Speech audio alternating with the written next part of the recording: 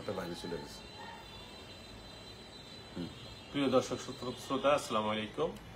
আজকে আমরা শিক্ষা বিষয়ক একটু কথাবার্তা বলবো। যিনি আমাদের সাথে শিক্ষা বিষয়ে আমাদেরকে সময় দিয়েছেন জনাব সাইফুল ইসলাম, অবসরপ্রাপ্ত উপজেলা মাধ্যমিক শিক্ষা অফিসার বরুড়া।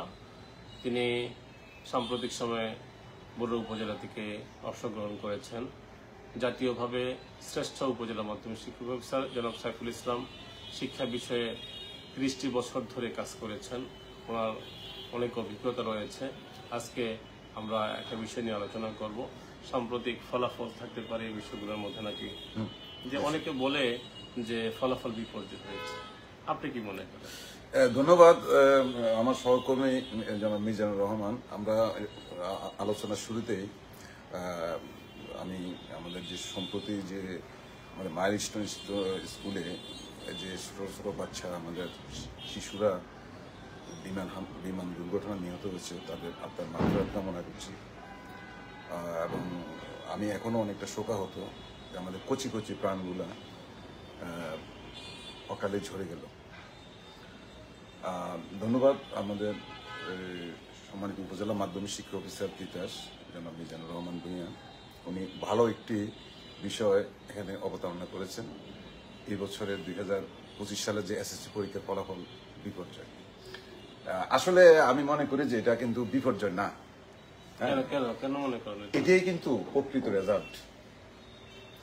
এটা আমি মনে করি এই কারণে, যেহেতু আমি দীর্ঘদিন আপনার এই ফিল্ড লেভেলে কাজ করেছি, শ্রেণীকক্ষে আমি গিয়েছি, ছাত্রছাত্রীদের সাথে কথা বলেছি, তাদের লেখাপড়ার মান কেমন আমি ক্লাসরুমে আমি যাচাই করেছি। এতদিন যে রেজাল্ট ছিল সেটা ক্লাসরুমের সাথে এবং ফলাফলের সাথে, টোটাল ফলাফলের সাথে আমার কাছে মানে মিল মনে হতো না। তার মানে এই নয় যে মানে ছাত্ররা খারাপ রেজাল্ট করুক, এটা কিন্তু আমি আশা করি না। ছাত্ররা ভালো রেজাল্ট করুক সেটা আশা করি। এতদিন যে রেজাল্ট হয়েছে এই রেজাল্টের বিভিন্ন ভাবে এটা ত্রুটিযুক্ত ছিল। কিভাবে ছিল? প্রথমত এই যে খাতা মূল্যায়ন, জি, আপনার খাতা যখন মূল্যায়ন হতো এসএসসি পরীক্ষার, এটা অনেকটা মানে লিবারেল খাতা মূল্যায়ন হতো, মানে ছাত্ররা যাতে পাস করে যায় বা এরকম, বা ছাত্রদেরকে পাস করানোর একটা টেন্ডেন্সি শিক্ষকদের মধ্যে ছিল, এবং এটা শিক্ষকদের মধ্যে ছিল না, এটা শিক্ষকদের মধ্যে দিয়ে দেওয়া হয়েছে। এটা অনেকে কিন্তু, যেটা বাস্তব সত্য, অনেক শিক্ষকরা আমাকে বলেছেন যেটা আমাদেরকে বলে দেওয়া যাতে ফেল না করে। সেটা একটা বিষয়। আমাদের মফস্বল এলাকায় অনেক শিক্ষা প্রতিষ্ঠানে কিন্তু নকলেরও প্রবণতা ছিল। সব প্রতিষ্ঠানে না, অনেক প্রতিষ্ঠানে ছিল। এটার সাথে আমাদের শিক্ষক, অভিভাবক, পলিটিক্যাল লোক, বিভিন্ন একটা গ্রুপ, কিন্তু সবাই না, একটা গ্রুপ কিন্তু জড়িত থাকতো, গার্ডিয়ানও জড়িত থাকতো, কিভাবে ফলাফলটা ভালো করা যায়। কারণ এই যে এ প্লাস পাওয়ার জন্য সবাই কিন্তু চেষ্টা করছে। হ্যাঁ, কিন্তু এ প্লাসের যে নাম্বার, প্রতি বিষয়ে 80 করে নাম্বার পাওয়া, এটা একটা মানে বিশাল বিষয়। যেমন ইংরেজিতে যদি কেউ 80 পায়, তাহলে তো সে ইংলিশে অনর্গল কথা বলতে পারে, তাই না? কিন্তু ইংরেজিতে কি সে কিছু বলতে পারে না? পারে না। তাহলে সে 80 নাম্বার পায় কেন? আমরা যখন স্টুডেন্ট ছিলাম, আমরা কি এত নাম্বার পেতাম? আমাদের তো পাস করতে মানে হিমশিম খেতে হইতো। হয়তো গ্রামার সাইড দিয়ে আমরা একটু নাম্বার কাভার দিতাম বাকিটাকে, কিন্তু এ প্লাস পাচ্ছে। তো এই যে নাম্বার বাড়িয়ে দেওয়া, ছাত্ররা বিভিন্ন সুযোগ সুবিধায় নাম্বার পাওয়া, তারপরে পরীক্ষায় গ্রেস মার্ক দেওয়া, গ্রেস দিয়ে তাদেরকে পাস করে দেওয়া, বোর্ডে একটা কম্পিটিশন ছিল যে মানে কিভাবে ভালো পাস করানো যায়। তো যারপর দেখা গেছে আমাদের বিগত বেশ কয়েক বছর ধরে রেজাল্ট অনেক ভালো ছিল, কিন্তু কোয়ালিটি ছিল না। যেহেতু আমি ফিল্ডে কাজ করি, আমি নিজে তো কাজ করেন, আপনি তো আমার সাথে একমত, হয়তো এটা এতদিন হয়তো ওইভাবে বলেন নাই, কিন্তু এটাই বাস্তবতা বলতে। তো এই বছর যে পরীক্ষা হয়েছে, পরীক্ষার অনেকটা টাইট হয়েছে, যেহেতু এখন এমন একটা সরকার যেটা একটা অন্তর্বর্তীকালীন সরকার, এখন কোনো রাজনৈতিক সরকার নাই। এটা পরীক্ষা সংশ্লিষ্ট যারা ছিল সবাই প্রত্যেকের দায়িত্বটা যথাযথভাবে পালন করেছে আমি মনে করি। এবং বিভিন্ন যে ত্রুটিগুলো ছিল, ওই ত্রুটিগুলোকে কিন্তু অ্যাভয়েড করা হয়েছে পরীক্ষার সময়। বিশেষ করে প্রশাসন থেকেও কিন্তু পরীক্ষা সেন্টারগুলোকে মানে খুব কড়াকড়ি করা হয়েছে, যাতে শিক্ষার্থীরা মানে যারা ওই জন্য ভালো লেখাপড়া করেছে তারা ভালো করতে পারে। এটা একটা কারণ। আরেকটা বড় কারণ হলো, আমি যেটাকে সবচেয়ে বেশি কারণ, আমি গত কয়েকদিন আমি ফেসবুক সামাজিক লিখছি, সবচেয়ে বড় কারণ হলো আমাদের টোটাল যে স্টুডেন্ট, একটা স্কুলে যদি 1000 স্টুডেন্ট থাকে, ওইখানে দেখা যায় যে 600, 700, 650, 700 স্টুডেন্ট ডেইলি উপস্থিত থাকে। ম্যাক্সিমাম 30 থেকে 35% আমি গড়ে হিসেব করছি যে অ্যাবসেন্ট থাকে। 30 থেকে 35% টিচার স্টুডেন্ট আপনার কেউ আছে 1 মাস ধরে আসে না, কেউ 15 দিন ধরে আসে না, এভাবে। হ্যাঁ, এই যে স্টুডেন্টগুলো আসে না, তারা কিন্তু টেস্ট পরীক্ষা ফেল করে, 5-7 বিষয় 8 বিষয় ফেল করে। তারা গার্ডিয়ানের চাপে, অভিভাবকের চাপে, ম্যানেজমেন্ট কমিটির চাপে, সদস্যদের চাপে, হ্যাঁ, তারপরে পলিটিক্যাল নেতাদের চাপে, বিভিন্ন চাপে প্রধান শিক্ষক নিরুপায় হয়ে তাদেরকে কিন্তু মানে অনিচ্ছা সত্ত্বেও কিন্তু তাদেরকে ফর্ম ফিল আপ করায়। তো যার ফলে ফলাফল যা হওয়ার তাই হয়েছে। কিন্তু আগে যেটা হয়েছে সেটা হলো তারা বিভিন্ন ভাবে সুযোগ সুবিধা তারা হয়তো অনেকে পার হয়ে গেছে, হয়তো সামান্য একটা অংশ ফেল করেছে। এই যে আমাদের 30 থেকে 35% স্টুডেন্ট, এই স্টুডেন্টগুলো কিন্তু শুধু যে 10-এ এসে অবস্থা আছে তা না। এটা আপনি দেখবেন যে ক্লাস 6-এ যখন তারা ভর্তি হয়েছে, 6 থেকে 7-এ যাওয়ার সময় হয়তো 60% ফেল করছে বার্ষিক পরীক্ষা, কিন্তু ওই 40% প্রমোশন দিয়েছে, ওই বাকি 60%কে কিন্তু এর পরবর্তী 1 মাসের মধ্যে এগুলো কিন্তু আবার প্রমোশন দেওয়া হয়েছে। এভাবে 6 থেকে 7, 7 থেকে 8, 8 থেকে 9, 8 এইভাবে পর্যন্ত আসছে। যার ফলে লাস্ট ধাক্কাটা আসে ক্লাস 10 এসএসসি পরীক্ষা। তো এখানে যখন আসা যায় তখন কিন্তু সবার মধ্যে চেষ্টা করা হয় যে একটা কোনোভাবে তাদেরকে ফাঁস করে দেওয়া। অনেকে বিভিন্ন রকম অজুহাত দেখায়, তারা বিদেশ চলে যাবে, এখানে চলে যাবে। কিন্তু আমাদের মূল যে লেখাপড়া মানে মানসম্মত শিক্ষা, এটা কিন্তু ব্যাহত হয়। এবং এইভাবে ছাত্রদেরকে যখন পাস হয়ে যায় বিভিন্ন কারণে, তখন এটার আরেকটা খারাপ দিক হলো আমাদের মানে ক্লাসরুমে এটা একটা বড় খারাপ এফেক্ট পড়ে। হ্যাঁ, আপনি হয়তো প্রশ্ন করবেন কিভাবে এফেক্ট পড়ে। খারাপ এফেক্টটা পড়ে এভাবে যে আমি একজন শিক্ষক, আমি যদি দেখি যে ছাত্রটা দুর্বল কিন্তু তারপরও সে পরীক্ষায় বিভিন্ন রকমের সুযোগ সুবিধা পেয়ে, এটা আমি আপনাকে পুরোপুরি বলবো না, আপনি বুঝে নিতে হবে, পাস করে যায়, তখন আমি কিন্তু ক্লাসে আর আগের মতন ভালো ক্লাস নেব না, কারণ আমি জানি যে সে পাস করে যেতেছে কোনো না কোনো ভাবে। তো ওই সময় তখন আর ক্লাসও কিন্তু ক্লাসগুলো ফ্রুটফুল ক্লাস হয় না, কিন্তু যাদের ইচ্ছা আছে তারা কিন্তু ভালো ক্লাস নেওয়ার আগ্রহটা হারিয়ে ফেলে। আমি একটু ইন্টারফেয়ার করি এখানে। আমার কাছে মনে হয় যেটা, যখন শিক্ষার্থীরা ইজিলি পাস করতে পারে, তখন শিক্ষকদের আদেশ, নিষেধ, পরামর্শ কোনো কিছুতেই তারা মনোযোগ কিছু মনোযোগ হয় না। মা বাবা যখন বলে পড়তে বসো, তখন মা বাবার কথাও সে শোনে না। এবং ভেরি ইন্টারেস্টিং হলো, যদি আপনার পরীক্ষার হল স্লো থাকে এবং পরীক্ষার হলে দেখে দেখে পাশ করার সুযোগ থাকে, সেক্ষেত্রে দেখা যাবে যে ছেলেমেয়েরা পড়াশোনা করছে না। যে ছেলে মেয়ে পড়াশোনা না করে পাশ করতে পারে, তখন সেই ছেলে মেয়ে শিক্ষকদের অবাধ্য হয়, মা বাবার অবাধ্য হয়, সত্যিকার অর্থে সেটা অবাধ্য নাগরিক তৈরি হয়ে যায়। আপনি কি বলেন? এটার ফলাফল তো দেখতেছেন আপনি। ছাত্ররা এখন কি কারো কথা শুনে? গার্ডিয়ানের কথা শুনে? শিক্ষকের কথা শুনে? শিক্ষককে আপনার পিছনে থেকে আজে বাজে কথা ব্যাড কমেন্ট করে। হ্যাঁ, তারা দেখবেন যে সন্ধ্যার পরে সবাই বাইরে ঘুরাঘুরি করতেছে, সবাই মোবাইল চালাচ্ছে, মোবাইল দেখতেছে, ইয়ে করতেছে। হ্যাঁ, পরম একটা পরীক্ষার সময় যে এটা মানে ভয় ভীতি কাজ করে, এটা নাই। তারপরে এই বছর দেখছেন যে পরীক্ষা ফেল করার পরে ছাত্র আন্দোলন করছে, আপনার পরীক্ষা ফেল যারা করে, সাধারণত ফেল যারা করে তারা তো সাধারণত আমরা অনেকটা লজ্জা পেয়ে তারা কিছু আড়ালে চলে যায়। তাদের অন্তপক্ষে 15-20 দিন কিন্তু আগে আমাদের এখন তো জিনিসটা এখন তারা মিছিল করতেছে। তো এই যে তাদের এখন যে অবস্থা হয়েছে, তাদেরকে যদি আপনার মানে কাউন্সিলিং করা না হয়, হ্যাঁ, তাহলে আমাদের এই যে জনগোষ্ঠী, বিশাল একটা জনগোষ্ঠী, কিন্তু এই জনগোষ্ঠী ভবিষ্যৎ কিন্তু অন্ধকার হয়ে যাবে, অন্ধকার হয়ে যাবে। তো এখন এই বছরে যে ধাক্কাটা লেগেছে আমার মতে, আমি তো মনে করি যথার্থ লেগেছে। হ্যাঁ, এখন ছাত্ররা সামনে পরীক্ষা যখন দিবে, তারা কিন্তু লেখাপড়ায় বসবে, কিন্তু লেখাপড়ায় বসবে এবং চেষ্টা করবে যে এরা চিন্তা করবে যে এরা ভবিষ্যতে পাস করতে হলে আমাকে লেখাপড়া করতে হবে। হ্যাঁ, এখন যেমন এই বছর অনেক খারাপ স্কুল, যাদের খারাপ মনে করতাম তারা কিন্তু ভালো করছে। হ্যাঁ, আবার অনেক ভালো স্কুল কিন্তু সোনা ধরনের স্কুল তারা কিন্তু খারাপ করছে। হ্যাঁ, অর্থাৎ এখন হলো যেটা আসছে, এটা হলো অরিজিনাল রেজাল্ট আসছে। হ্যাঁ, এখন শিক্ষকদের মধ্যে একটা কম্পিটিশন হবে, স্কুল টু স্কুল আমরা একটা কম্পিটিশন হবে, আমার স্কুল কিভাবে ভালো করা যায়। হ্যাঁ, অমুক স্কুল ভালো করে ফেলছে, আমাদের তো আগে খুব ভালো করছি, এখন কেন খারাপ করলাম। এখন তারা মনে করেন যেটা মূল্যায়নে বসবে সব শিক্ষকরা, এবং তারা নিজেরা আলাদা চিন্তা করবে যে কিভাবে লেখাপড়াটা মান আরো কিভাবে বাড়ানো যায়, বা কিভাবে ভালো পাস করা যায়, কিভাবে স্টুডেন্টদের মাথার মধ্যে বিভিন্ন বিষয়ভিত্তিক জ্ঞান মানে যে ক্লাসের সেই ক্লাসের উপযোগী জ্ঞান তার মাথার মধ্যে কিভাবে মানে দেওয়া যায়, হ্যাঁ, ওই চেষ্টাটাও এখন শিক্ষকদের মধ্যে কিন্তু হবে কিন্তু। তা আমি মনে করি যারা ফেল করেছে তারা হয়তো ভবিষ্যতে তারা ইনশাল্লাহ ভালো করবে, তারা এখন থেকে প্রস্তুতি নেবে।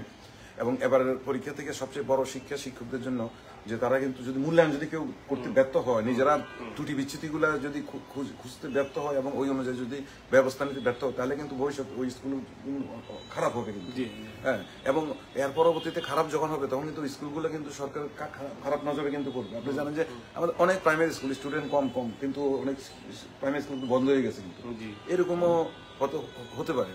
তা আমাদের আমার একটা প্রশ্ন আছে, রেজাল্ট খারাপ করেছে, রেজাল্ট খারাপ করার কারণে যদি কোনো প্রতিষ্ঠানকে শোকজ করা হয়, এমপিও বন্ধ করা হয়, তাহলে ভবিষ্যতে আমাদের শিক্ষকগণ পরীক্ষার হলে যথাযথভাবে পরীক্ষা নিতে উৎসাহী হবে না। আচ্ছা, আপনার কথা আমি মানলাম। আচ্ছা, ঠিক আছে। তা আপনার স্কুলে মনে করেন, আপনি স্কুল বা মাদ্রাসায় 20 জন স্টুডেন্ট আছে ক্লাস 10, হ্যাঁ, আপনি তো জানেন যে ক্লাস 10 তারা কয় বছর লেখাপড়া করে, বইটা কয় বছর পর লেখাপড়া করে? 2 বছর। 9 1 বছর পরে, 10 1 বছর পরে, 9 3টা পরীক্ষা দেয়, 10 এসে 3টা পরীক্ষা দেয়। এই 3টা পরীক্ষা এই 2 বছরে আপনি কিন্তু 90 নম্বর পাওয়ার আমার প্রয়োজন না, আমি 33 নম্বর পেলে ফাঁস। আপনার এই 2 বছরে তাদেরকে আপনি 33 নম্বর ফাঁস উঠাইতে পারেন না, আপনি কি কোন সিস্টেমে লেখাপড়া করেছেন? এটা আপনার এই শিক্ষকদেরকে এখন এখানে জবাব দিতে আনতে হবে। শিক্ষকরা হয়তো বলবে কি তারা স্কুলে আসে না, স্কুলে যারা আসে না তাদের বিরুদ্ধে আপনাকে প্রশাসনিক ব্যবস্থা নেন, কিন্তু আপনি গোবর গণেশ যেগুলো এগুলো আপনি স্কুলেও আনবেন না, আবার তাদের ফর্ম ফিল আপ করাবেন, তারপরে তাদের রেজাল্ট খারাপ হবে দায়িত্ব আপনি নেবেন না। এখানে আপনার প্রতিষ্ঠানকে মানে এখানে স্ট্রং ভূমিকা নিতে হবে। স্ট্রং যে ভূমিকা রাখবে, স্ট্রং ভূমিকা রাখবে প্রতিষ্ঠান প্রধান যদি স্ট্রং ভূমিকা নিতে পারে, এখন তো সিদ্ধান্ত নিচ্ছে সভাপতি, সভাপতির কথার বাইরে যায় তো এখানে কোন শিক্ষক সিদ্ধান্ত নিতে পারে না। আচ্ছা, এখন সভাপতি যদি এই সিদ্ধান্ত নেয়, এখন ম্যানেজমেন্ট কমিটি আরো অন্যান্য সদস্যরা আছে, হ্যাঁ, তাহলে ওই সভাপতি যে সিদ্ধান্ত নেয় এগুলো রেজুলেশনে আনতে হবে, হ্যাঁ, রেজুলেশনে লিখতে হবে যে সভাপতির নির্দেশ এটা করছে, হ্যাঁ, তখন দেখবেন সভাপতি রাজি হবে না, সই করবেন এখানে। শুনেন, যদি আপনিও তো এই লাইন থেকে অংশগ্রহণ করেছেন, আপনার এনাফ অভিজ্ঞতা রয়েছে এবং বাংলাদেশে অনেক গুরুত্বপূর্ণ উপজেলায় আপনি দায়িত্ব পালন করেছেন, মফস্বল সেই লংদুতে আপনি ভালো কাজ করেছেন, রাউজানে কাজ করেছেন, বড়সার থেকে অংশগ্রহণ করেছেন। আমি যতগুলাতে করছি এগুলাতে আমি চেষ্টা করছি এগুলার চেঞ্জ করে দিয়ে আসার জন্য। আমি অনেকটাই করেছি। আপনি নিজে বরুড়ার লোক, আপনি জানেন। আমি আপনার চেষ্টা করেছি। আমি দেখেন আপনি বরুড়াতে আপনার নকল উচ্ছেদের জন্য অনেকগুলো মিটিং করেছি, অনেকগুলো মিটিং করেছি, অনেকে বিরোধ বাজনও হয়েছে, হ্যাঁ, কিন্তু সবাই যদি আমাকে ওই সময় সহযোগিতা করতো এবং সবাই যদি ওই লাইনে আসতো, তাহলে আজকে কিন্তু বরুড়া কিন্তু এটা মানে সারা কুমিল্লার মধ্যে কিন্তু ভাবা নিতে পারতো যে কুমিল্লার রেজাল্ট, বরুড়ার রেজাল্ট কিন্তু ভালো হতো যদি আমার ওই সময় ইয়েগুলা ফলো করতো আমাকে বা আমার। আমি আপনার রিকগনিশন দিই, গত শুক্রবার আমার উপজেলা নির্বাহী অফিসার নূর এবং মারমা বরুড়া উপজেলা নির্বাহী অফিসার স্যার একটা প্রোগ্রামে এসেছিল, আমার সাথে কথা বলছে। তখন কথা বলতে গিয়ে আপনার কথাটা রেফারেন্স দিয়েছে। জনাব সাইফুল ইসলাম ছিল একজন সত্যিকার অর্থে মেধাবী অফিসার, এবং আমি ওনার বিদায়টাতে বরুড়া উপজেলা আসলে সেইভাবে যে স্পিডটা তৈরি হয়েছিল সেই স্পিডটা নষ্ট হয়েছে, এবং বরুড়াতে আপনি যে পরিশ্রম করেছেন এর একটা আউটপুট আসছে, ইনশাল্লাহ আসবে। বর্তমান যিনি আছেন রতন কুমার সাহা, তিনিও চেষ্টা করছেন, আমি আশা করি অতীতের অভিজ্ঞতাগুলোর কাজে লাগিয়ে উনি আগাবেন। কিন্তু আমার মূল পয়েন্ট হলো এই বছর ফলাফল যাই হোক না কেন, এই জন্য কোন শিক্ষা প্রতিষ্ঠানকে যদি সাফারিংসে ফেলে দেওয়া হয়, শোকজ করা হয় বা ক্ষতি করা হয়, আমার ধারণা না, আমার মনে হয় যে ইয়া করবে না। এটা তো একটা মানে ইয়া দেওয়া হলো, বার্তা দেওয়া হলো যে সামনে সবাইকে অ্যালার্ট হতে হবে। আমাদের রেজাল্ট এত খারাপ হয় নাই, হয়তো পার্সেন্টেজ কম। একটা প্রতিষ্ঠানে আমি দেখলাম যে বড় 18% আর বাকিগুলো 35%-এর উপরে, হ্যাঁ। তো একসময় কিন্তু সবাই 98-99% পাস করতো, কিন্তু প্রায় অর্ধেক শিক্ষা প্রতিষ্ঠানে 100% পাস করতো, হ্যাঁ। তো ওইগুলো ছিল অ্যাবনর্মাল রেজাল্ট, হ্যাঁ। এখনকার রেজাল্টটা হলো সঠিক রেজাল্ট, হ্যাঁ। এখন আমার দৃঢ় বিশ্বাস, আমি শুনেছি যে ইতিমধ্যে উপজেলা নির্বাহী অফিসার জনাব নূর এবং মারমামা উনি একটা ভালো উদ্যোগ নিয়েছেন। উনি সব প্রতিষ্ঠানকে উনি ডাকিয়েছেন এবং সবাইকে উনি জবাবদিহিতার আওতায় এনেছেন। ওনার সবাই সাথে সবাইকে প্রশ্ন করেছেন যে আপনার রেজাল্ট কেন খারাপ হলো, হ্যাঁ, এবং ভবিষ্যৎ করণীয় কি। উনি এই জাতীয় একটা মিটিং নাকি করেছেন, আমি শুনেছি, আমাকে একজন শিক্ষক বলেছেন। তো উনি একটা ভালো উদ্যোগ নিয়েছেন। এবং সর্বোপরি আমার এই আপনাদের বরুড়াতে এই নকল উচ্ছেদের জন্য আমার নূর এবং মারমামা স্যার উনি কিন্তু যথেষ্ট আন্তরিকতার সাথে কাজ করেছেন, এবং আমি মনে করি যে উনি, আমি হয়তো ওইটার 12টা দেখে আসতে পারি নাই, কিন্তু উনি সফল হয়েছেন, হ্যাঁ। এবং আমি মনে করি এখন প্রত্যেক স্কুলের প্রতিষ্ঠান প্রধান যদি মানে ওনার নিজেদের মধ্যে যদি রাগ নিয়ে আসে, রাগ আনা উচিত আমি মনে করি। হ্যাঁ, আমার প্রতিষ্ঠান কেন ভালো করবে না? আমি জানি যে আমাদের যে যারা নাকি শিক্ষা ডিপার্টমেন্টে কাজ করে, এটা কিন্তু গতানুগতিক অন্য চাকরির মতো না, এটা হলো সেবামূলক পেশা। কিন্তু এটা আমি নিজের সেবামূলক পেশা মনে করতাম। হ্যাঁ, এটা হলো সেবামূলক পেশা। আপনি এখানে ভালো কাজ করলে কিন্তু আজীবন মানুষের মনে থাকতে পারবেন। হ্যাঁ, আমি মনে করি আমি যেখানে কাজ করি উনি ওইটাকে প্রাণ মনে করা উচিত। এবং একজন প্রধান শিক্ষক যদি মনে করে এই স্কুলটা আমার প্রাণ, এখান থেকে আমি বেতন পাই, এখান থেকে আমার সংসার চলে, প্রত্যেক স্কুলের শিক্ষক এখান থেকে বেতন পায়, সবকিছু সারাদিনের মধ্যে বেশিরভাগ সময় এখানে কাটায়, এটাকে যদি প্রাণ মনে করে এবং ওইভাবে যদি স্টুডেন্টদেরকে ঘুরে তোলে ক্লাস নিচে থেকেই, তাহলে কিন্তু সামনে ভালো রেজাল্ট করতে মানে রেজাল্ট খারাপ হওয়ার কোনো কারণ আমি কিন্তু দেখি না। এটা হলো মানে সবাই মনের মধ্যে নিয়ে আসতে হবে যে আমার এখানে নো কোনো শব্দ থাকতে পারবে না, নো কোনো শব্দ থাকতে পারবে না, ইয়েস হতে হবে। এবং ইয়েস যদি নো এর দিকে যায়, এটা কিভাবে ইয়েস করা যায় ওই চিন্তা করতে হবে। তা আমি মনে করি যে যদি মনে করেন না ফেল করছে আর কি, এটা নিয়ে যদি কেউ বসে থাকে, এটাকে মানে গুরুত্ব না দিয়ে, তাহলে ওনারা কিন্তু এটা ভুল করবে কিন্তু। তা আমরা আশা করবো যে এই বছরের যে রেজাল্ট খারাপ হয়েছে, এটা খারাপ আমি বলবো না, সঠিক রেজাল্ট হয়েছে। এখন ভবিষ্যতে যদি আস্তে ধীরে আরো আগাইতে পারে, সেটা হলো সাফল্য। আর আমি যেটাকে আমি সবচেয়ে বেশি গুরুত্ব দিই সেটা হলো আমি ক্লাস 8 ফার্স্ট করলাম, 8 লেখাপড়া করলাম। আমি যদি পরে 9 উঠে যদি 8 ছাত্রদের পড়াইতে না পারি, তাহলে আমি 8 কি অর্জন করলাম? তাহলে ওইখানে আমার শিক্ষণ ফল কিন্তু মানে শতভাগ আসে নাই, কিন্তু শতভাগ আসে না। হ্যাঁ, তা আমাদের সম্মানিত শিক্ষকদের উচিত মানে শ্রেণীভিত্তিক আপনার শিক্ষণ ফলটা যাতে 100% শিক্ষার্থীরা ওনাদের কাছ থেকে পায়। আর এখানে খারাপ রেজাল্ট হওয়ার জন্য যে দীর্ঘদিন অ্যাবসেন্ট থাকে যে স্টুডেন্টগুলা, এগুলোর ব্যাপারে কিন্তু ম্যানেজমেন্ট কমিটিকে ভূমিকা নিতে হবে, এগুলো কি করবেন না করবে। আপনি অনেক সময় দেখা যায় যে গ্রামের স্কুল আর্থিক সমস্যা আছে, ছাত্রদেরকে বাদ দিতে চায় না। হ্যাঁ, কিন্তু এটার কারণে আপনি তো এই যে এখন রেজাল্ট খারাপ হয়েছে, সবাই শিক্ষকদেরকে দোষারোপ করতেছে, প্রধান শিক্ষক দোষারোপ করতেছে, কিন্তু এটার সাথে যে অন্যরা জড়িত আছে, এই যে যেমন আপনার বরুড়া হাজি নওয়াব আলী, অনেকগুলো আমি শুনছি যে অনেকগুলো গতবার 21 ফেল করা অনেকগুলো ছাত্রের আপনার ফর্ম ফিল আপ করার বাধ্য হয়েছে। হ্যাঁ, কিন্তু তারা যথারীতি আবার লেখাপড়া করে নাই, ফেল করছে। তো এখন বদনামটা কার হয়েছে? টোটাল পার্সেন্টেজ কমে গেছে শিক্ষা প্রতিষ্ঠানে, তাই না? তো এই ক্ষেত্রে আমি মনে করি যে মানে কঠোর হওয়া উচিত। একটা বিষয় নিয়ে আমার মনে হয় আমরা দুজন একটু কথা বলতে পারি, সেটা হচ্ছে যে আমাদের স্যাররা যেটা বলতেছে, বিশেষ করে হেড স্যারদের সাথে আমি তিতাস উপজেলা আমাদের যিনি উপজেলা নির্বাহী অফিসার জনাব সুমে মুমিন, উনিও কিন্তু আমাদের সকল টিচারদের নিয়ে বসছিলেন, এটা ফলাফল পর্যালোচনা করে। এই জন্য আমি আপনাকে ধন্যবাদ জানাই, আপনি আয়োজন করেছেন, আমি জানি, আমি খবর রাখি মোটামুটি। আমি সব আমার ইচ্ছা ছিল যে কুমিল্লাটার একটা মানে কুমিল্লাটা একটা মডেল হয়। হ্যাঁ, এটাই সবাই কিন্তু আগে এগিয়ে আসা উচিত, কিন্তু হবে না। আমি একটা কথাটা শেষ করছি, যখন আমরা ফলাফল পর্যালোচনা করি, আমাদের বিভিন্ন প্রতিষ্ঠানের প্রধান শিক্ষকগণ বললেন যে যারা ফেল করেছে তারা গত বছরও কেউ ফেল করেছিল, এবং একটা বড় পার্সেন্টেজ তারা গত বছর ফেল করেছে। এই বছর টেস্ট দেওয়াটা বাধ্যতামূলক ছিল না, এবং শিক্ষা বোর্ড থেকে তারা যারা টেস্ট দেয় নাই, ফেল করা স্টুডেন্ট যারা টেস্ট পরীক্ষা দেয় নাই, তাদেরকেও কিন্তু সেন্টার আপ করার সুযোগ ছিল। যদি শিক্ষা বোর্ড থেকে টেস্টে পাস করাটা বাধ্যতামূলক করা হয়, তাহলে ফলাফল এরকম হবে না। আচ্ছা, আপনার এখানে শিক্ষা বোর্ডেরও কিন্তু আমি মনে করি যে ওনারাও অনেক ক্ষেত্রে ওনাদের চিঠিপত্রের সাথে বাস্তবতা মিল থাকে না। হ্যাঁ, যেমন মনে করেন শিক্ষা বোর্ডের নির্দেশনা আছে যে টেস্টে ডিসঅ্যালাউড কোনো স্টুডেন্ট আপনার ফর্ম ফিল আপ করতে পারবে না, কিন্তু আমরা দেখি যে আমাদের নজরকে মানে এড়াই গিয়ে দেখা গেছে 6 বিষয়ে ফেল করছে, তাকেও শেষ পর্যন্ত করাচ্ছে। কিন্তু এই ক্ষেত্রে শিক্ষা প্রতিষ্ঠানগুলো কিন্তু মানে শিক্ষা বোর্ড সংশ্লিষ্ট বোর্ড কিন্তু কোনো ভূমিকা নেয় না, কিন্তু মানে কেন ফর্ম ফিল আপটা করানো হলো এই। হ্যাঁ, তো এটা শিক্ষা বোর্ডের একটা আমি মনে করি যে না, তাহলে ওনারা চিঠি দিছে কেন? যদি আমি চিঠি দেই ফর্ম ফিল আপ করতে পারবে না, তাহলে এটা এই জায়গাতে রিজেক্ট থাকতে হবে। আমার খেয়াল আছে 111 সময়, হ্যাঁ, একবার আমি তখন হাটাজারি চাকরি করি, ওই সময় কিন্তু আমরা এগুলো খুব কড়াকড়ি করছিলাম ফর্ম ফিল আপের বাইরে। তখন কিন্তু আমরা 2 স্কুল পেয়েছিলাম যে মানে আমাদের অবসরে মানে আবার টেস্ট পরীক্ষা নিতেছে ভিতরে, আমরা ওইসব জায়গায় গিয়ে পুলিশ নিয়ে ধরছি, কিন্তু ধরে আমরা তাদেরকে শাস্তির আওতায় আনছি। কিন্তু কারণ প্রশাসন ইচ্ছা করলে কিন্তু পারে, কিন্তু এই ক্ষেত্রে শিক্ষা বোর্ড এখানে নীতিগতভাবে মানে সিদ্ধান্ত নিতে হবে যে না, আমরা টেস্টে ডিসঅ্যালাউড কোনো স্টুডেন্ট আমরা ফর্ম ফিল আপ করতে পারবো না। এটা মানে ফলাফলের ক্ষেত্রে ভালো ফলাফলের ক্ষেত্রে শিক্ষা বোর্ডের ভূমিকাও গুরুত্বপূর্ণ, হ্যাঁ ম্যানেজিং কমিটির ভূমিকা গুরুত্বপূর্ণ, গুরুত্বপূর্ণ। কিন্তু আনফর্চুনেটলি আমার কাছে মনে হয় সবাই শিক্ষকদেরকে দায়ী করে।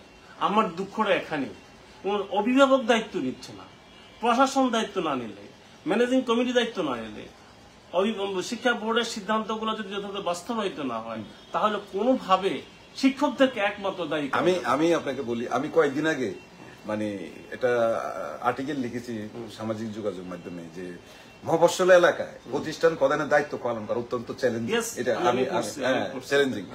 আমি দেখলাম যে সর্বশেষ ওই যে সমস্ত দোষ এসে কিন্তু ওই প্রতিষ্ঠান প্রধানের উপরে পড়তেছে পরে, অথচ উনি কিন্তু এককভাবে দায়ী না, কিন্তু এটার সাথে ম্যানেজমেন্ট কমিটি আছে। আপনি জানেন যে আমাদের মাধ্যমিক পর্যায়ের যে প্রতিষ্ঠান প্রধান আছে, বিশেষ করে হেড স্যাররা আছেন, ওনাদের মানে কর্তৃপক্ষের কোনো শেষ নাই।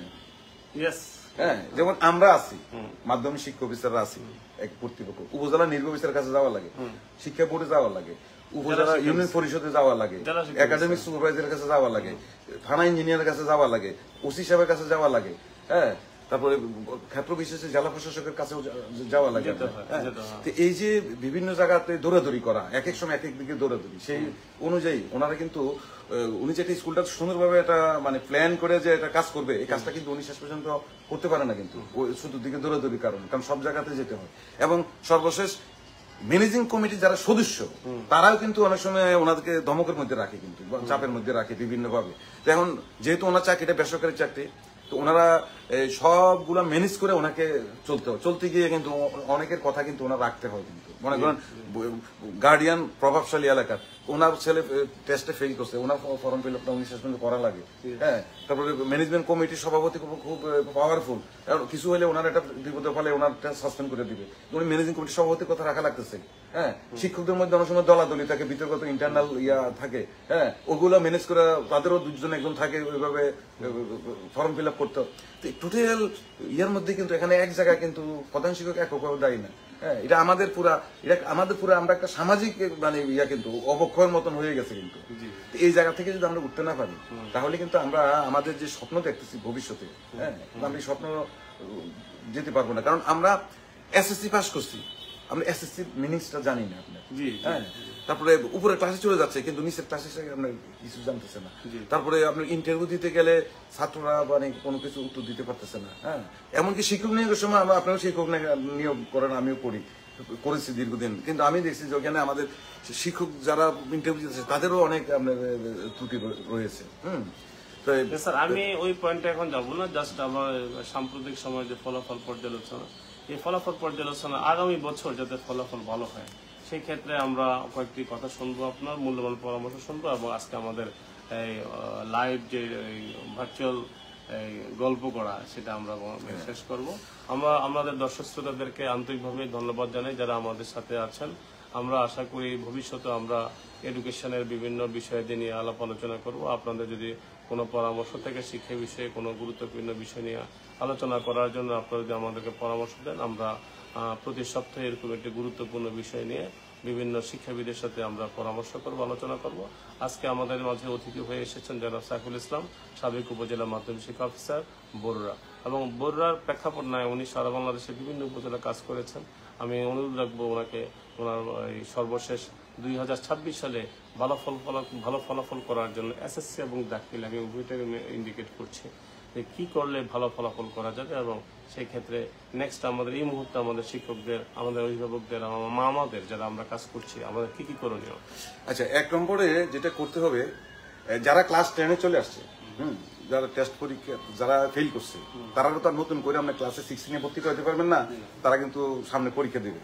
এখন আমাদের তাদেরকে কোরামিন ইনজেকশন দিতে হবে, মানে সিস্টেমে আনা যাবে না। তাদেরকে এখন চেষ্টা করতে হবে, যেমন আপনি যদি তাদেরকে যে অঙ্ক কিভাবে ফাঁস করবেন, অঙ্কে ফাঁস করাইতে গেলে কতগুলো আছে যে কিছু অঙ্ক আছে যে কমন এগুলো আসে, যেমন আপনি মান নির্ণয় করুন, মান নির্ণয় একটা অঙ্ক আসে, যেমন a² + b² সমান এত হলে এত সমান কত, বা a+1/a সমান এত হলে কত, a+b² সমান a² + 2, এই জাতীয় এই সূত্রগুলার একটা অঙ্ক কিন্তু আসে। কিন্তু হ্যাঁ, জ্যামিতি আছে, ট্রিগোনোমেট্রি, কিছু ইজি অঙ্ক আছে যেগুলা একটা না একটা আসে। হ্যাঁ, এটা আমার চেয়েও কিন্তু যারা ক্লাস নেন গণিতের শিক্ষক তারা কিন্তু এটা ভালো জানেন, কিন্তু তারা ইচ্ছা করলে এইভাবে বাছাই করে করে এই ছাত্রদেরকে মানে ক্লাসে বসাইয়া তাদেরকে যদি মানে মানে খুব হাফেজ বানাই ফেলে, তাহলে তারা কিন্তু অঙ্ক ফেল করবে না।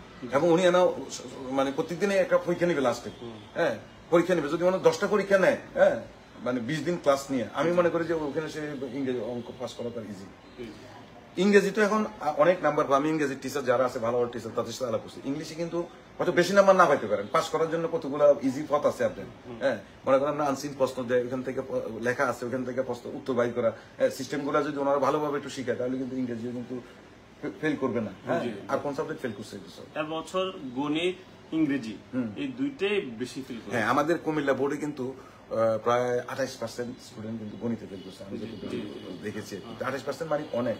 হ্যাঁ, মনে করেন যে 28% হলে মানে 72% পাস করছে, আর বাকি সব ফেল করছে। হ্যাঁ, বিশাল। তাহলে অঙ্ক আপনার 72% ফেল করার কোনো কারণ নেই। শুধু এখানে টিচারদের মধ্যে, টিচাররা যদি মানে ওইভাবে পড়া, যেমন আমরা যখন স্টুডেন্ট ছিলাম, হ্যাঁ আমরা ক্লাস 10 যখন ছিলাম তখন কিন্তু স্যারেরা আমাদের ওই টেস্ট পেপার মেডিসিন নিয়ে শুধু মানে কোশ্চেন সলভ করে, করতে করতে দেখা যেত যে সবগুলো এফোরেটিয়া পড়া লাগতো না, যে সবগুলো করা হয়ে গেছে। আর আমরা যখন পরীক্ষা দিতে গেছি তখন দেখছি কমন পড়ে গেছে। হ্যাঁ, এরপরে কতগুলা সম্পাদ্য আছে, কতগুলো উপপাদ্য আছে, এগুলো এই বছর না আসলে ওই বছর আসে, এরকম মানে হাতে কলমে যদি তাদেরকে শিখায়, হ্যাঁ তাহলে এটা কিন্তু হয়। আর আমাদের এখানে ক্লাস পরিচালনা করার মধ্যে যে একটা ত্রুটি আছে সেটা হলো একমুখী ক্লাস। স্যার আসলো, স্যারের 4টা অঙ্ক করাইলো, 5টা অঙ্ক করাইলো। আমি মনে করি এই অঙ্ক করে এই যে 1 ঘন্টা সময় ব্যয় করছে, এটা ব্যয় হয়েছে, কোনো লাভ হয় না। উনি একটা করাবে, 4টা তাদেরকে দিয়ে করাবে, ক্লাস করাবে। হ্যাঁ, এবং দুর্বল স্টুডেন্টটাকে আমরা বোর্ডে নিয়ে আসতে হবে, তাকে দিয়ে এটা করাইতে হবে, তখন সবাই তার দিকে মানে দৃষ্টিগোচর থাকবে। কিন্তু তা আমি মনে করি এইভাবে অঙ্কটা পাস করানো যায়, গণিত পাস করানো যায়, ইংরেজিও পাস করানো যায়। আর ফিজিক্স, কেমিস্ট্রি, এখানে যারা সায়েন্সের স্টুডেন্ট তাদের মধ্যেও আমি অনেক দুর্বলতা দেখেছি। মনে করেন ফিজিক্স, কেমিস্ট্রি, মনে করেন কেমিস্ট্রি যদি কেউ যদি সংকেত কিভাবে লেখে সিস্টেম না জানে, কেমিস্ট্রি ছাত্ররা যদি আমরা যোজনী সম্পর্কে কোনো ধারণা না থাকে, হ্যাঁ তাহলে সে জীবনে কেমিস্ট্রি সম্পর্কে কিছু করতে পারবে না। আমি অনেক কলেজে গিয়েও আমি দেখেছি, জিজ্ঞেস করছি যে যোজনী কত, অনেক ছাত্ররা বলতে পারে না, কিন্তু সে কিন্তু A+ পাই চলে আসছে। তারপরে কলেজে পড়ে এটা সংকেত লিখতে দিছি, সে পারতেছে না। এই কয়দিন আগে আমি দিছি, একটা কলেজে গেছিলাম পরীক্ষার আগে, নাম প্রকাশ করতেছি না, ছাত্ররা এটা অ্যান্সার করতে পারছেন, কিন্তু সে তো পাস করে চলে আসছে। এখন সংকেত লেখার সিস্টেম যদি না জানে, যে 1000 ইকুয়েশন মুখস্থ রেখে মানে 2 দিন মুখস্থ রাখতে পারে, মনে থাকবে না। আপনি এটা সিস্টেমে শিখতে হবে, আপনি সিস্টেমে মনে রাখতে হবে। আমাদেরকে স্যারেরা শিখেছে ক্লাস 10-এ কত বছর আগে। হ্যাঁ, আমরা মুখস্থ করে বসেছি, যেগুলো যোজনী এক যদি মৌলগুলো সব মুখস্থ করে বসেছি, যেগুলো 2, যেগুলো 3, আবার যেগুলো একাধিক, এগুলো আমরা মুখস্থ করে বসেছি, যার ফলে সংকেত লিখতে সুবিধা। তো আমি এখন বুঝি না স্যারেরা কিভাবে পড়ায়, ছাত্ররা কেন এগুলো শিখতেছে না। আমি নিজে কিন্তু আপনি দেখবেন যে আমি এখন তো আর আমি চাকরি করতেছি না, কিন্তু আগে যখন আমি ক্লাসে কিন্তু এগুলো আমি দেখতাম কিন্তু ছাত্রদেরকে দিয়ে, কিন্তু আমি আশানুরূপ অ্যান্সার কিন্তু পেতাম না। তো আমি ছাত্রদেরকে অনুরোধ করব, যারা আমার কথা শুনছেন, আমাদের সম্মানিত বিজ্ঞানের শিক্ষক বা গণিতের শিক্ষক কিংবা ইংরেজি শিক্ষক, আপনারা এটা নিজের মধ্যে একটা ফেস্টিজম নিয়ে আসেন, আপনার একটা জিদ নিয়ে আসেন যে আপনার যারা ছাত্র আছে তারা ইংরেজি ফেল করবে না। আপনি এটা কমিটমেন্ট করেন যে আমি তাদেরকে পাস করাবো।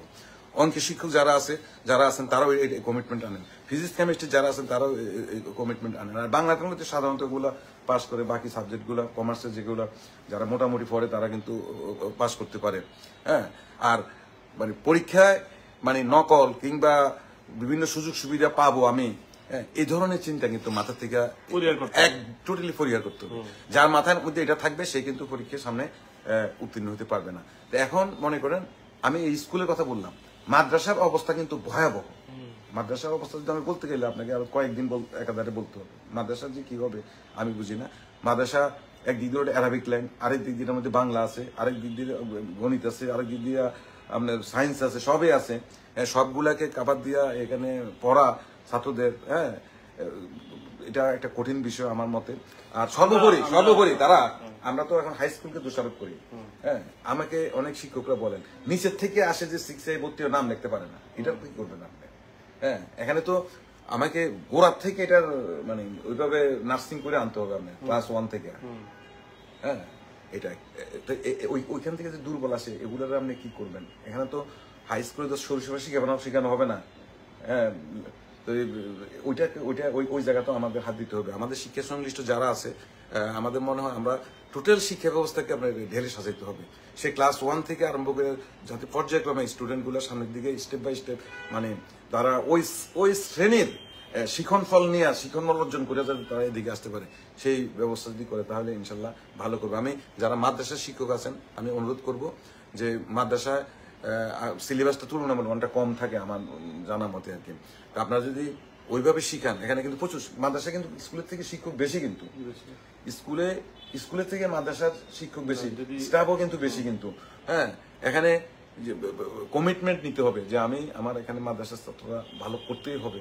হ্যাঁ, আপনার আগে ছুটি দিয়ে দেওয়া, চলে যাওয়া, বিভিন্ন উসিলা বন্ধ রাখা, হ্যাঁ, এগুলা পরিহার করতে হবে। এটাকে প্রাণ মনে করতে হবে প্রতিষ্ঠানকে। হ্যাঁ, এটাকে প্রতিষ্ঠানটাকে ওন করতে হবে। হ্যাঁ, তাহলে আমরা সম্ভব। তা আমি আশা করব যে এই বছরের যে খারাপ রেজাল্ট হয়েছে, খারাপ বলিয়া যেটা বলি, হ্যাঁ, এটা থেকে উত্তরণের জন্য এখন থেকেই আমাদের মানে পাশ করানোর প্ল্যান মাথায় নিয়ে কাজ করতে হবে এবং ক্লাসরুমে ঘন ঘন পরীক্ষা নিতে হবে, ছাত্রদেরকে লেখাইতে হবে। কিন্তু ছাত্ররা কিন্তু লেখাটাকে ভুলে গেছে। যত লেখানো যাবে ততই ছাত্ররা কিন্তু পরীক্ষা ভালো করবে। তা আমরা আশা করবো যে আগামী বছর, এবছর যারা ফেল করছে তারা তো পাস করবে, এবং যারা নিয়মিত স্টুডেন্ট যারা তারা যাতে ভালো করে, হ্যাঁ, এবং ফ্রেশ পরীক্ষা যাতে দেয়, এটা করতে হবে।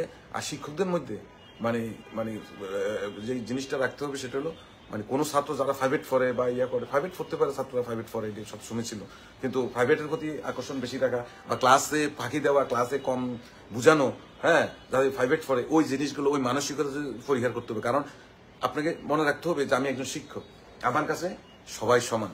সেইটা মানসিকতা রেখে আমার মনে হয় যদি ক্লাসসমূহ করানো হয়, হ্যাঁ, তাহলে ইনশাল্লাহ আমাদের আগামীতে আমাদের শিক্ষার্থীরা অনেকটা ভালো করবে বলে আমার দৃঢ় বিশ্বাস। ধন্যবাদ আপনার পরামর্শ শুনে। আমি আশা করি আমাদের জনাব সাইফুল ইসলাম স্যার যিনি এতক্ষণ কথা বললেন, ওনাকে আমি আন্তরিকভাবে ধন্যবাদ জানাচ্ছি, এবং আপনারা যারা আমাদের সাথে ছিলেন আপনাদের প্রতি কৃতজ্ঞতা জানাচ্ছি। আমার সাবেক কর্মস্থলে অনেক শিক্ষক এখানে উপস্থিত রয়েছেন।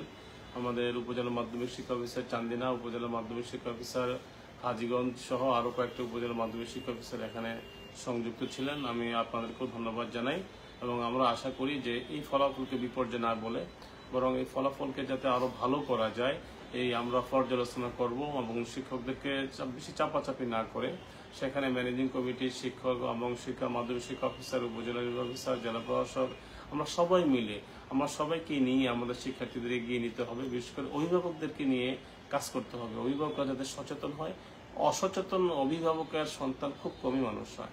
তো আমি আমাদের উপজেলা মাধ্যমিক শিক্ষা অফিসার জনাব সাইফুল ইসলাম যিনি ইতিমধ্যে অংশগ্রহণ করেছেন, আমি আন্তরিকভাবে কৃতজ্ঞতা জানাই, এবং ভবিষ্যতে আমাদের এই লাইভ ভার্চুয়াল এডুকেশন ডিসকাশনে আমি ওনাকে বারবারে আমন্ত্রণ জানাবো। ওনার অভিজ্ঞতা থেকে যাতে আমরা আমাদের শিক্ষার্থীদের কিছু দিতে পারি, আমাদের অভিভাবকদের কিছু দিতে পারি, সেই অব্যাহত চেষ্টা থাকবে। আমি আপনাকে অশেষ ধন্যবাদ জানাই, এবং আজকের এই ভার্চুয়াল ডিসকাশন এখানে সমাপ্তি ঘোষণা করছি।